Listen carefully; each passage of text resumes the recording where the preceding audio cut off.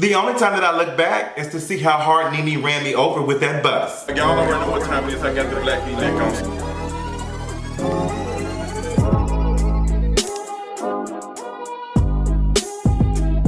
Real Housewives of Atlanta season 12 episode, I don't know. We warming up. We got our girl Nene Leakes is back. Bad mouth Nene Leakes. Girl, Nene Leakes has so much shade for the girls. She said that was the pre-show. Like everything, the first 2 episodes was the pre-show, and that y'all about to get the main show. Nene, do whatever you need to do to frame that to work for you, but girl, we know that them folks more than likely suspended you and took away 2 episodes, which took away some coin out your pocket. Okay, but we ain't gonna talk about that too much. What's going on, y'all? My voice, I got my tea over here. My voice is still cracking. I said, let me rest. Girl, I'm gonna get these reviews and these videos. We gonna talk, we gonna get into some things, and then I'm gonna disappear for a minute because my vocals are through. Y'all gonna have me out here sounding like Mariah Carey. But let's go and get into this episode of Housewives. Just walk me down. So Eva the Diva and Cynthia Bailey are hanging out, and it is a complete 360 from what happened last year. Y'all know that our girl Eva has some shade. Well, she has some shade for everybody. Eva always has some shade for folks, and then she don't remember where. I'm gonna pass the peach. So there's this conversation that Eva is going to be called out for that. Remember, Kandi said something about it. She said, remember this moment of Eva saying what she said, because girl, she gonna backpedal and see pop, see pop. Girl, let me stop getting loud before my girl Erica dragged me, who was a vocal person. She was like, girl, tone your voice down. You got to rest for 7 days, get your vocals right. But Eva is looking for an apartment, or Eva's looking for a house, and like she's just going for what is going to be in her budget. She keeps making jokes about that. You can tell that their whole conversation about Eva not being able to afford such and such and living in a bando or whatever, you can tell it got to her a little bit. You can tell she was a little pressed by it, and she's like, girl, I'm gonna keep making jokes about it to the point that y'all don't see it, but girl, we see it. She tells us about her donor, who we know has been in the news several times for harassing other folks. Yeah, that man, he got some stuff going on. So Cynthia tells Eva that she has seen Nene, and you know the relationship is cordial. After everything that happened last year, doing the reunion and stuff, and now you got Nene Leakes out here calling Cynthia weak, and Cynthia ain't seen it at this point, but like you have all these things that have happened and are going on. It's just like, where do Cynthia and Nene stand at now? And they saw each other during the Kentucky Derby, and they said they was cordial with each other, but that was about it. So we move on. We got our girl Miss Tanya Sam. Miss Tanya Sam, y'all know they said that Tanya was offered a peach, but she declined it because she's extremely busy. Tanya Sam, some couple of friends have, that I know have bumped into Tanya out and about in Atlanta. They said she's good energy, she's a good person, she's very nice, and she's well dressed. But baby, when I looked inside that house, y'all know we saw her house doing when they did the little sushi thing. But Tanya, baby, she had whoever her decor person is, or whoever, like, I don't know if it's Tanya eyes, but baby, she had them flowers and stuff all in her house. It was just so beautiful, like just everything from the decor. I was just like, I would love to have something like that. I would love, like, a kitchen is so important to me, maybe because I like to eat, but just seeing like all these flowers and stuff, I try to keep a flower here and there. But girl, I ain't got no budget to be spending no $200-300 a month on no flowers, or no $20 a month on no flowers. I got $20 for some Uber Eats and some Postmates, okay? Hey Lizzo. But girl, she's talking to Porsha. Porsha's there, and Porsha is talking about, you know, what's going on with Dennis, and that she's a hardworking mom, and that she's hurt because Dennis gave his body to somebody else. And Porsha just like, she just don't know how to feel. She can't take Dennis because all of these things that Dennis is saying that he was not getting, she's seeing, like, she's going back in this moment and seeing that in this moment she was for him. But I'm like, Porsha can't go off of pictures. Ooh, girl, we're gonna get to pictures later on in another video, but pictures don't tell you everything, but pictures will lead on to make it seem like something, but we can't just go off of pictures and stuff. But she was going through the pictures and said, I was hooked with you, I was recording this, like it's a video of this, but that's not enough to determine like the level of where your relationship is at. Like these folks be hiding behind all types of stuff. But I'm still on the fence to try to figure out if this whole storyline with Dennis is a real thing or is it something that they have came up with. In the beginning, when I was hearing the stories, I didn't believe it. But seeing Porsha, I don't know if Porsha is a good actress or whatever, but I did see her doing that BravoCon commercial, and she did, I don't know, like Porsha girl. I don't know, Porsha girl, I feel like you did go through something with Dennis, but I don't think Dennis cheated to what you're saying. But girl, we respect you nonetheless. So we get to our girl Kenya. Kenya got her cousin over there, and Kenya, you can tell that Kenya is a new mom. Kenya is like, girl, don't take her out the seat like that.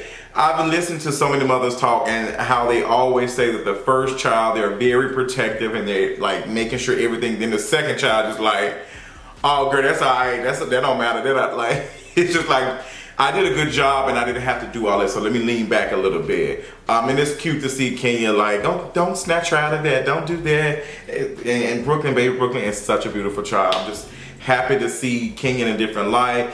And we get into this conversation. Kenya is telling cousin about what's going on with Marc and how Marc is booked and busy. He's not around much, and Kenya just does not know how that's going to have an effect on their relationship. And we get into that because Marc makes an appearance for the first time for this season. Girl. So we get to our good sis, Lenithia Monique Leaks, I think is her name. So Nene, we see her, Gregg is coming down the steps, looking good, looking like somebody's fresh deacon coming down with the glasses and then just doing his Gregg thing, making jokes and talk about he wants some makeup and stuff. And they started to, tell us about what's been going on with the cancer thing. Gregg is cancer free as of right now, and Nene has been doing a lot of work, being an advocate for, being a person that's caring for somebody who's living with cancer and all of that. And they're doing an interview. And Nene's getting a little teared up, and she's talking about the experience and how it was being a caregiver. And I thought it was really cute. She admitted, she said, I wasn't the best the caregiver for Gregg, and I'm pretty sure that Gregg recognized that. But Nene is, I don't know what she's going to offer us this season. I don't know. And I'm hoping her and Gregg are in some better space. I think they are in a better space. I think they were going through some stuff. And I think Nene did. She said she's changed. She said she ain't the same person. I think Nene saw some clips and she saw that people were not feeling her during the reunion. They were not feeling her attitude and how she was just nonchalant and just like, and how she was with Gregg. So sis said, girl, I got to do better. So like she trying to do a little something. Shout out to Nene. So we get to Todd and Kandi, and Todd and Kandi are talking about the surrogacy. And you can listen to Todd and you can tell that Todd is like, you need to be looking this stuff up. Like, can I touch the stomach? Like, how does this thing work? And like, you need to be doing that. And I'm like, no, both of y'all need to be doing this. Both of y'all child, like, it's your sperm and it's her eggs. Like, girl, what's going on? But that's just Todd old school. And some of the folks love it. And they're talking about raising a child. And we get into the conversation about Todd and him going to the strip club with his daughter. And Kandi was like, I don't know if I was a fan of that. And Todd was like, this is my daughter. I should be, if there's anybody that's gonna go with her, I should go. I don't have no kids, but the only question I have for that is, did she want her father to go, or did she want to go and her father interjected that? That's the question that I have, and I don't have no way of getting the answer. I don't think it's necessarily nothing wrong with it, but I just think that their style of parenting is different, and I wonder, I'm okay with that. I'm okay because I'm okay, you know what I think about, I'm okay with Todd saying that. Like, it doesn't bother me that he is taking his daughter, because I'm like, I ain't want no T.I. type of situation where T.I. is taking his son, but the daughter wants to go, and the daughter won't be able to go because she got to stay pure. Girl, we're gonna get into that. There's so much stuff to talk about. But they get into the even more parenting, and kind of find out she wants to move to New York. She wants to get the car. She wants to move to New York. She wants to work on styling. What styling? She wants to work in fashion or something, fashion design. And Kandi was like, well, girl, I was gonna give her some money. Like, Kandi is my style of parenting. Like, girl, here goes some corn, make your way. But Todd is just like, no, she need to struggle, she need to struggle and go through some stuff. And Kandi just like, no, girl, if I got money, my child gonna have money. And I understand, like, Kandi being like, girl, I'm making all this money, at least I can give it to my kids, because I can't take this to the grave. Like, I don't want to take it to the grave. But Todd is different. Now, Kandi said with the new child, the girl, Kandi said she's not gonna allow Todd to do all of that and do it. She said, girl, this is my, like, she was saying, this is my child. It made me think, and this is what I really want y'all to let me know, like how y'all feel about it. But this is something I was thinking about, and let me know in the comment section how you feel about it. Since Kandi and Todd are doing the surrogacy stuff, they have a surrogate that's carrying the child or whatever, do you think that Kandi still has the power to make even more decisions more than Todd, considering that she's not carrying the child? And the reason why I say that, I will always respect a woman who is carrying a child. Like, this thing been in me eating and living off of my energy and everything for the last how many ever months. I feel like a mother is always going to be even more connected and even more like, girl, I get to make a say. I get to make a say in what's, like, this stuff was in my body. So yes, ma'am, like, it's a little bit different. It's a connection. So do you think that the connection has to be even more split when it comes to a person doing the surrogate stuff? So that means that Todd is like, it's 50%, Kandi 50%, and both of y'all is 100%. But versus, like, you know, I think when a woman is carrying a child and she can carry it for so many months and it's growing in her body and stuff and it come out, I'm sorry, but that's 70% her child and 30% the man's child or whatever, girl. That's just how I feel. Whoever carrying it inside their body, girl. But since it's a surrogate stuff, how does that work? Let me know in the comments, because I'm curious about that conversation. But I want to be a little bit delicate because I'm not a woman at the end of the day and I don't have any kids, so I don't make sure I'm being respectful. So let me know how y'all feel about that and what you think of that, because we might have a conversation about that in the future. So we get to Marc Daily. Let me tell you something. Marc Daily is a fine specimen. The way he was walking in them pajamas with them pink toes, them pretty toes, I got a little bit of a little fetish for some feet. I like me some feet. I like me some feet. Black, brown, pink, whatever. Not to that point. But I think that Marc Daily is a very attractive man. But girl, when he started to talk, his energy he was giving, girl, it just started to go from a 10 to a 7 to a 6, 5, 4, 3, 2, 1, level up. Because girl, we had leveled out. I was not interested in the way he was talking. Now I will say y'all did some parlor tricks with the camera, because there were some points where Kenya was talking and y'all tried to make it seem like Marc wasn't listening, because y'all had the camera on him and made sure that she was cropped out so we couldn't see her talking. But when she was talking, we only saw her. And when he was like listening, we only saw him, which means that y'all didn't want to put in the same scene because y'all want to make it seem like he wasn't listening to her. That's a cute parlor trick. I caught on to it. But I do think that it is weird how he interacts with Kenya and the child. A lot of folks are saying that he gave Kenya what she wanted, which is a child, and he ain't giving her nothing else other than that. And he's just very dry. He did drag up for having a college dorm refrigerator, and I thought that was hilarious. Cause Kenya, I ain't trying to hear that. Can you tell me something? I'm running $1 million company and this and that. I'm trying to make sure I look good for you. If you running $1 million company, you can pay somebody to go grocery shop for you. Girl, you can go on Amazon Prime. You can. Let me tell you something. I use the Prime Now app, and I get most of my groceries from Prime Now. I do not like to use Instacart because Instacart has been under a lot of fire for not paying their people. But I use Prime Now, and I don't see how Kenya, girl, you can get some groceries. That ain't make no sense. This ain't had no eggs. She barely had some pancakes, but she had some bacon and stuff. But Marc, you could have just went up to the stove. You could have drove up the ditch and got some food for y'all. Like, get it together. But I don't think Kenya be cooking in the kitchen like that. I think y'all do be eating Grubhub, Uber Eats, and Postmates. So Kenya asking who comes first, I thought that was a little weird, and I don't know. I've never really heard anybody ask, like, do I come first? And I wasn't sure about that. Y'all let me know how y'all felt about that. But that was like really weird to hear her say, do I come first? Does Brooklyn come first? Y'all a family, y'all a human.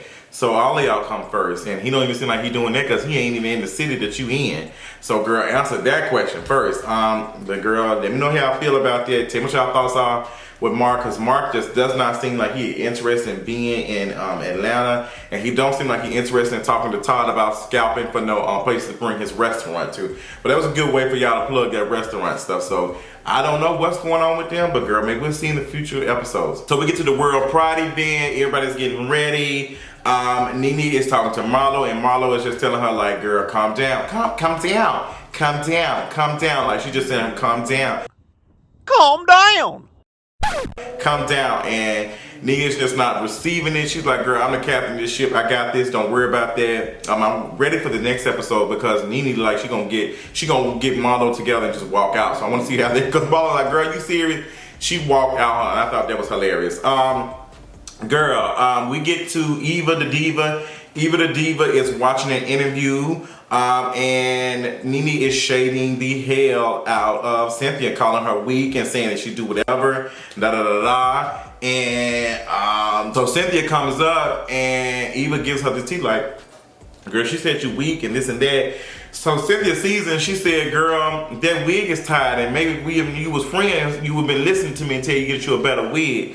Girl, this Cynthia and Nene whole situation, baby girl, it's a lot. Now I knew we was not gonna see them talking to the very next episode. I knew that was. I knew we were gonna get this in that episode, but I'm interested in how they go because Nene was not. I feel like come up there. She was walking like the girl was in Martian's Attack. She was just like, I'm gonna go walk up there and see what she talking about. Like she walked up, ooh, she walked up, and let's cut the cameras, dead ass.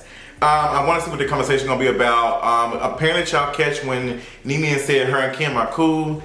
Girl, ain't no way in the hell I'm gonna be cool with no white woman that said I got roaches in my house and said all this racist stuff. I don't see how you do that. Maybe y'all bond is stronger than whatever, but girl, that I don't know if I can do all that, girl. Use a good one. Mr. Grinch. Overall, takeaways from this episode, King is saying that Marc is alpha male. Girl, even there's no such thing as an alpha male, and Marc Daily damn sure ain't no alpha male. He is just catty as hell and very picky. So girl, take that and do what you want. Episode, them girls gonna be pooching on the float. I can't wait to see that. I cannot wait to see this other drama unfold. It's cute and subtle, cute episodes so far of Housewives. We slowly getting into it. Let me know what y'all thought about this episode of Real Housewives of Atlanta. Tell me what y'all thought about their situation with Kandi and Todd and their surrogates and stuff. Let me know because I'm curious about your comments on that. Let me know in the comments, and I'll talk to y'all later on tonight. Bye. What I'd like you to do is apologize instead of being a bitch. You're calling me a bitch. No, sorry. Set an example. I'm sorry. My kids can't hear me calling you a bitch. Your window's open. They can't hear me because they're listening to Kids Bop.